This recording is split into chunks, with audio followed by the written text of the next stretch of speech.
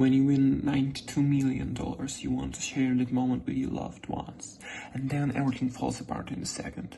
Hi, I grew up in a family where my mother worked in an office. I'm familiar with these corridors, these doors.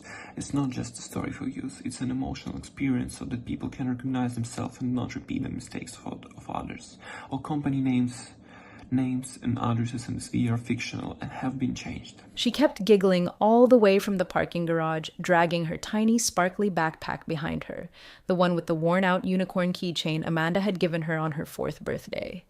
I remember thinking, this is what it feels like to have everything. $92 million sat folded in my wallet like a secret too big to say out loud. I hadn't even told her yet. Wanted to see Amanda's face first. Wanted us to share that moment as a family.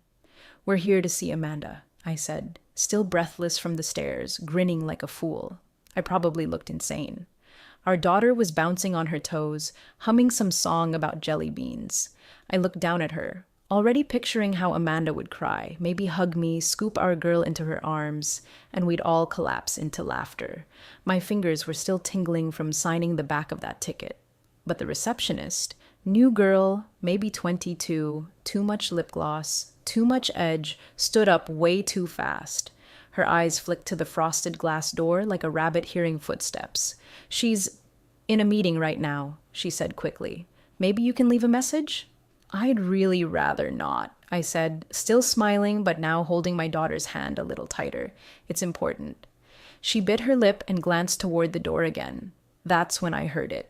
Laughter, but not the kind Amanda used in meetings. No, this one was soft, flirty, followed by a low hum and something that sounded like fabric rustling, and then, God help me, a moan, muffled, barely there, but unmistakable. I bent down to our daughter. Sweetheart, why don't you go sit in the break room for a bit? I'll get you a juice box. Here, watch this. I handed her my phone, already open to one of her favorite cartoons. She was still smiling but confused. I kissed her forehead and walked her down the hall. When I turned back, my legs moved on their own. This is the part where people expect fireworks, where I bang on the door, scream, throw something, or march in like the ending of a bad soap opera. But I didn't. I did something worse. And while the rest of this story unfolds, if you've made it this far, tap that like button and subscribe. It's a small thing, but it keeps stories like this coming, and it truly means a lot to the team sharing them. I walked to the side hallway toward the emergency stairs, not toward the parking lot, not toward the confrontation. Instead, I pulled out my phone and opened the encrypted folder. I had built it years ago. Notes, receipts, timestamps, photos, a list of lies Amanda didn't even know she'd told. I'd never wanted to believe any of it, chalked it up to paranoia. But something in me had started preparing long before today. I took a photo of the door. I noted the time. I turned, walked down the stairs, and exited out the back into the biting December air, heart thudding but hands steady. There was no rage, just clarity, not the kind that screams, the kind that whispers. It's already too late. The plan I'd never wanted to use had just activated. And Amanda? She had no idea she'd just lost the lottery. She never kept the same lock screen longer than a month. Always some abstract wallpaper, never photos of us. She used to say she didn't want to look like one of those moms who posts every sandwich in Sunset. But I stopped buying that excuse the day I saw a cropped screenshot of a beach selfie, one I didn't take, sitting half visible in her photo preview when she handed me her phone by mistake. I didn't ask about it. Just watched as she quietly turned the screen face down like a reflex. Her texts were always cleared. Call logs too neat. She claimed her storage was full and had to clean up constantly. But the patterns were too clean. I work in systems. Patterns are my job. Her chaos had order, strategic absence. That's when it started to click. Last month, she came home from a networking mixer in Cincinnati. I asked how the hotel was. She looked blank for half a second before rattling off some Marriott she'd supposedly stayed in. I let it go. 2 days later, a receipt showed up in the mail. Bottle of Pinot, 2 entrees, 1 dessert, charged in Columbus. She hadn't even driven the right number of miles. I didn't ask. I just folded the receipt, tucked it into the envelope marked emergency use only, and went back to making pancakes with our daughter. Syrup on every surface, her giggling under the table. I had too much good in my arms to waste energy chasing the bad in someone else's bed. Amanda always said I had trust issues, that I read too much into things. But you don't need issues when the truth starts writing itself in your face, one digital breadcrumb at a time. And even then, I wanted to be wrong. I prayed I was, right up until that moment outside her office, the moment the sound broke through, the sound no parent wants their child to hear through a cracked door labeled Mom. I didn't lose it. I didn't barge in. I didn't even flinch, just turned and let a colder version of myself step forward, the one I kept buried under carpools and shared calendars and remembering her almond milk at the store. That night, after tucking our daughter in, I opened a sealed folder on my laptop, the one titled Sunset LLC. Inside were all the documents I'd drafted months ago, never expecting I'd use them. The living trust in our daughter's name, the financial power of attorney linked to my sister, the quitclaim deed Amanda had signed years ago just in case, and the prenup she never bothered to read past page 3. I cross-checked dates, double-confirmed account activity, flagged a few transactions that raised questions, wine bars in cities she hadn't traveled to, Lyft rides late at night from meetings that didn't show up on her work calendar. I called the attorney the next morning, calm, precise, no drama, just told him, activate what we discussed. He didn't ask questions. Amanda always liked to say I was boring, steady, predictable. She never understood that predictable is what people call you right before you prove how far ahead you've actually been playing. The cashier had stared at the numbers twice before looking up at me like she'd seen a ghost. You should sign it, she whispered, like speaking too loudly might jinx it. So I did. Right there at the gas station counter with our daughter humming beside me and juice on her shirt, I signed that slip of paper worth $92 million with the same hand I'd used to pack school lunches, unclog sinks, and hold Amanda's trembling fingers through 2 miscarriages. But I didn't call her.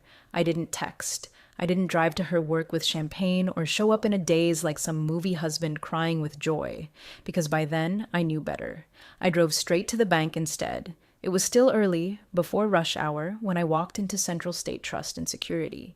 The manager had met me once before, months back, when I opened a sealed, dormant trust under our daughter's name. At the time, Amanda thought I was rebalancing our college funds. I let her think that. I even let her pick out a new investment app that she never once logged into. What she didn't know was that Sunset Irrevocable Trust had been sitting quietly under federal protections, awaiting any assets deposited under its terms. It was written in airtight language. The trustee was independent. The beneficiary? A 6-year-old girl who still pronounced spaghetti with a B. I handed the ticket to the bank's notary. Then I watched it slide into the vault, behind more steel than our marriage had ever had. I didn't feel triumphant. I didn't feel greedy. I just felt safe. People always imagine that winning the lottery means buying things, mansions, cars, a life you didn't earn. But for me, it meant finally having something Amanda couldn't touch, manipulate, or cry her way back into.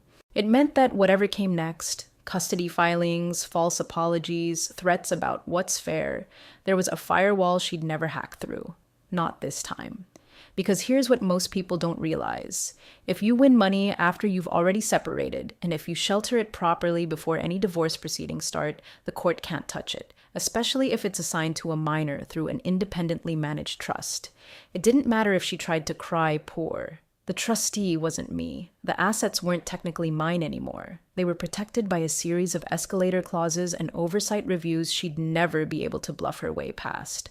Amanda had always been the one in charge of appearances. She curated everything. The matching family photo shoots, the couple's dinner parties, the way she said, "my husband" when talking about my job, but "we" when talking about her accomplishments. But in all her curation, she never bothered to learn the fine print. She didn't know I'd shifted our shared investment account out of joint control 3 years ago, right after she posted a selfie at a bar in Austin she told me she'd never visited. She didn't know I'd filed the vehicle title in only my name last year, or that I'd rerouted my payroll into a private account under my trust alias months before I ever suspected the affair. She thought I was passive. Truth was, I just stopped warning people who showed me who they were. I started building a world she wouldn't be invited to. That ticket? It didn't change the plan. It just funded the next chapter faster. And when the papers hit her desk, when the account started freezing, when the panic text showed up on my phone that simply read, "What's going on?" I knew we'd crossed a line. Not the kind you yell about, the kind you never come back from. She waltzed in with Thai takeout and a smug little melody on her lips, like the world had finally tilted in her favor. I watched her from the kitchen doorway as she unpacked green curry and mango sticky rice onto our table, humming that same damn indie song she always played after girls' nights out. Only this time, her makeup was too perfect for a casual dinner, and her perfume hit like an apology wrapped in seduction. She didn't even ask where our daughter was, just said, "I figured we could eat, decompress a little." I knew exactly why she was relaxed. I'd already seen the footage, quietly requested through a friend who managed the building's security contractors. A single clip, grainy, time-stamped. Her office door opening, then closing at 11:38 a.m. He left adjusting his tie. She followed a moment later, hair slightly tousled, her blouse buttoned wrong. She had no idea I'd watched it over coffee, completely calm while our daughter colored in the next room. I'd already spoken to an attorney that morning, already finalized the filing strategy. Custody, asset tracing, spousal fraud exposure, all covered. The documents were in motion, clean, quiet, tactical. I'd already called the registrar at Glenhaven Academy, the private school an hour away that Amanda never wanted to consider because it wasn't diverse enough for Instagram. Our daughter's records were being transferred, not permanently, just safeguarded. Her new school had a campus rabbit and a robotics lab. She'd be fine. Amanda poured wine for herself, none for me, sat down, looked up like she was auditioning for a scene. "So, I've been thinking," she began, drawing out the words like syrup. "Maybe we should take some time apart, just to think, clear our heads, see where we're at." I tilted my head and studied her for a second, like she was a puzzle I'd already solved. "I think you're right," I said softly. She blinked. Didn't expect that. Expected a fight, a breakdown, groveling maybe, not this. "Really?" she said. I nodded. "Sometimes space tells you everything." She gave a rehearsed little smile. "Do you want to talk about anything? Clear the air?" I leaned back in my chair, felt the steady weight of everything I'd set in motion these past few days. The vault, the trust, the filings, the school, the silence. "No," I said, voice even, "already handled." The smile on her face faltered, just slightly, like the stage lights flickered for half a second. She wasn't used to being outmaneuvered, especially not by me. She tried again. "I mean, we can still figure things out, right?" I stood up, collected the plates. "You should eat," I said. "It'll get cold." In the other room, our daughter's tiny suitcase sat zipped by the door. She thought we were going on a trip. In a way, she wasn't wrong. Amanda stayed at the table, wine in hand, staring at a meal we were never going to eat together. I didn't slam the door, didn't make a speech. I just walked upstairs and tucked in our little girl, brushing her hair off her forehead like I always had.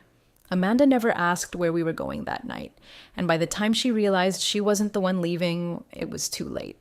Her lawyer's email was civil enough, cloaked in that polished condescension attorneys love when they think they're still playing chess and haven't realized the board's already been flipped.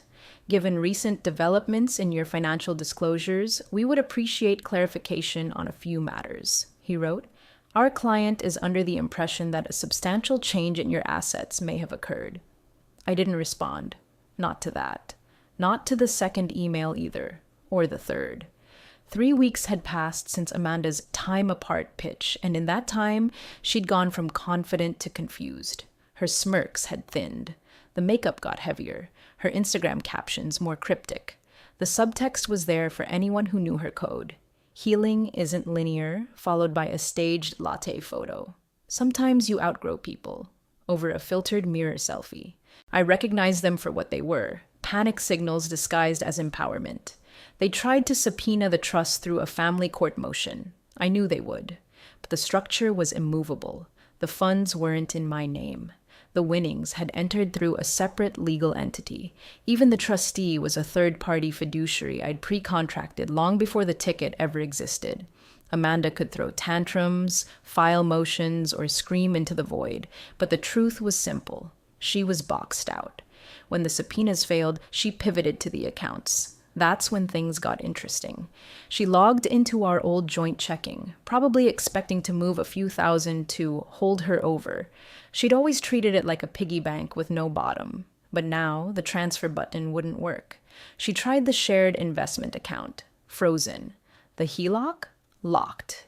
Even her personal Amex, the one I'd co-signed years ago when she said credit is sexist, was now listed as pending investigation. She called the bank, got a specialist, and that's when the words hit her. Ma'am, this account is currently flagged for review due to suspected marital financial misrepresentation. She sent me a text that night. No emojis, no passive-aggressive tone, just one line. Why is the bank asking about falsified declarations? I stared at it for a full minute, then set the phone down and got back to helping our daughter with her diorama. Paper trees, glue everywhere, little plastic animals standing crooked on construction paper. That was the difference between us. Amanda spun chaos and expected the world to orbit her story. I built systems so the world didn't have to hear mine. My attorney had quietly filed the marital fraud claim the same day we finalized the trust protection.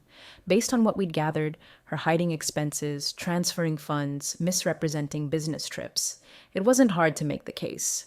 The bank flagged the accounts as a precaution. I didn't have to prove malice, just a pattern. And Amanda? She'd given me years of patterns. Another email came from her lawyer 2 days later. Tone less polite now, more urgent. They wanted a conversation, a path forward, mutual understanding. Still, I said nothing, because sometimes silence is the loudest answer you can give someone who's only ever listened to themselves. She didn't call ahead, just showed up in the driveway, looking smaller than I'd ever seen her. No makeup, no earrings. Her hair pulled into a crooked ponytail like she'd tried to do it 5 times and gave up. She clutched her phone like it might save her. I watched from the upstairs window as she paced once, then took a deep breath and rang the bell. My sister answered. Didn't say much, just stepped aside. Amanda walked in like she half expected to be screamed at. I stayed seated at the kitchen table, watching our daughter stack cereal pieces into a tower. "Can I talk to you?" she said, her voice already cracking. I looked up, nodded once. Outside. We stood in the backyard under the rusted swing set I'd helped install 4 summers ago. The sky was low and gray. She crossed her arms against the chill and tried to meet my eyes, but she couldn't hold the stare. I messed up, she began, voice breaking on the first syllable. I didn't know how to tell you. I never meant to hurt you. It didn't mean anything. She said it like she thought it would soften the blow, like cheating loses weight when you label it casual. I let her talk. Let her spin her version of events, emotional confusion, loneliness, stress, something about not recognizing herself lately. Then, but I want to fix this, for her. She nodded toward the house, toward the daughter she hadn't asked to see in weeks. I reached into my coat pocket and handed her the envelope. She blinked. "What's this?" "Open it." She pulled out the top sheet and immediately recognized it, the prenup. The one she'd laughed at before our wedding, calling it some ridiculous boilerplate your lawyer made you bring to feel important. She hadn't read it, just skimmed it, giggled, and signed with a joke about how we'd never need it because we were too boring to fail. Only I'd made one amendment to it, added a clause on page 5, had it notarized, witnessed, sealed, and that clause was printed in bold, capitalized type just below her own signature. Clause 4C. In the event of confirmed extramarital infidelity by either party, that party forfeits all claim to joint assets, spousal support, and business entitlements as defined in sections 2A, 2B, and 3. Her fingers trembled. You added this?" she whispered. "I did. You didn't tell me. You didn't ask." She looked up, eyes wide and glassy, like she was still waiting for me to blink and say I was bluffing. But I wasn't. "You said you forgave me," she said suddenly, grasping for something. "No," I replied steady. "I just stopped arguing." She stared at the papers, then back at the house. "So what? That's it? You're cutting me out?" "I'm honoring what you signed," I said. Her voice rose. "That was years ago. We were kids." "No," I said. "You were. I read every line." She took a shaky breath, then tried to reach for my hand. I stepped back. "Don't," I said gently. And that was it. No fight, no screaming, just a woman holding the contract she dismissed like a prop, realizing too late it had teeth. Amanda used to call me the safest bet in the world. She never thought to ask what I was betting on. I drove past her office on the way to pick up a new backpack for our daughter. Purple with tiny cartoon foxes, the kind Amanda used to call tacky, before our girl learned to pick things for herself. I wasn't planning on stopping. Just hadn't taken that street in weeks. But then I saw it. No nameplate on the glass wall, just smudges where the adhesive letters had been peeled off. Her office was empty. Desk cleared, chair pushed in. A potted plant sat on the windowsill, wilting. That was the only thing left behind. I parked across the street and sat for a moment, watching. A few employees passed the hallway where her office used to be. None of them stopped. None of them even glanced at the space. She was already a memory. What Amanda never realized was how deeply tangled her life had become in a web of other people's reputations. The man she'd been seeing, the one from her office, was married too, to a woman who happened to be the founder of one of the firm's most lucrative client accounts, real estate law, upscale development deals. Amanda had always bragged about owning that relationship. Turned out she was too literal. I never made a scene, never sent a scorched earth email or played victim.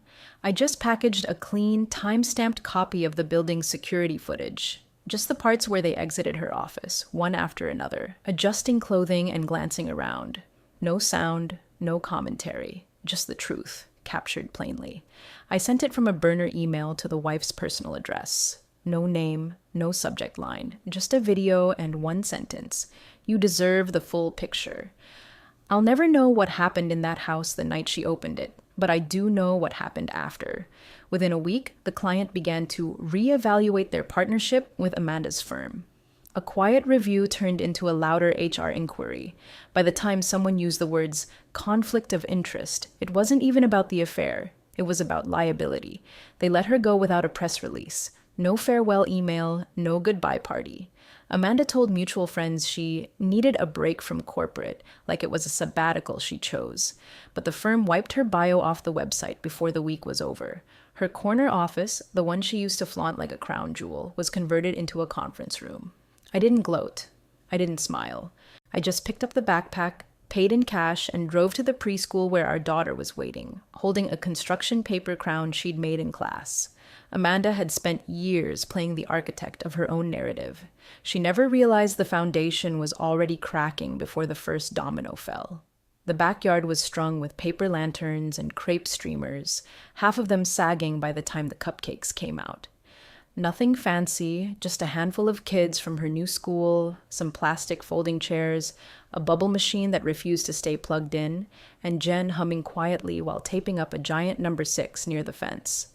Amanda showed up 20 minutes late, holding a gift bag too shiny for the rest of the party. Gold foil, stiff tissue paper, a designer label poking out like it might buy back what she'd lost. She lingered by the gate for a moment before stepping in, scanning the yard like a stranger entering someone else's life. Our daughter was midway through showing off her homemade slime when she spotted her. "Hi," Amanda said softly. Our daughter blinked, then smiled politely, not with joy, just reflex, the kind kids learn when they know someone expects something, but they're not sure what. She ran to me first, grabbed my leg. Jen knelt beside her with a juice box and whispered something that made her laugh.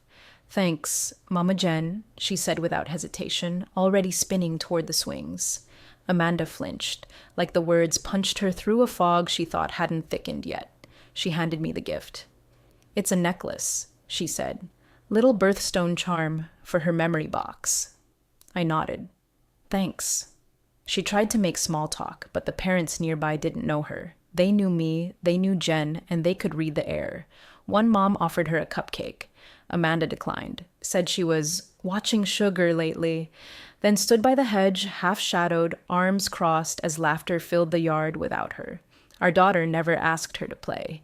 She never showed her the glittery cards or the stick-on earrings from her friends.